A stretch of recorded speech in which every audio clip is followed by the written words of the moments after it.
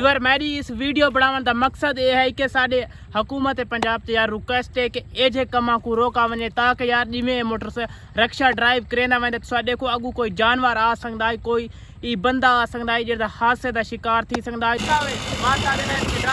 check करो है मेरे तो काम जा रही है बिदाम रगड़ी दे पे चेक करो ए न पाए ए न पाए अपना गिलास पकड़ गिनो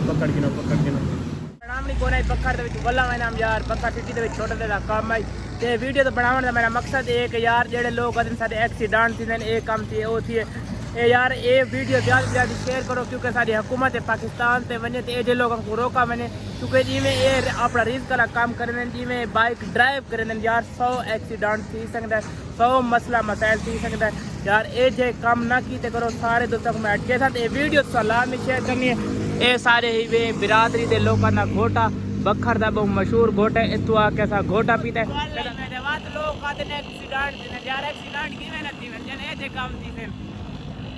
सारे पाकिस्तानियों दे हाल करो लाला माता ने चेक करो है 13 ना मोटरसाइकिल चलाई जाता है जिंदगी मौत रो अपने नाल गिट्टियां ना यार चेक करो क्या करता है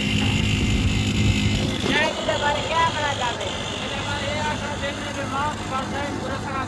यार मौत को गल ना याद है जरा तू रक्षा लांदा पे सामने चेक करो ए ना 13 ना मोटरसाइकिल चलाता यार मैं मौत को गल ना याद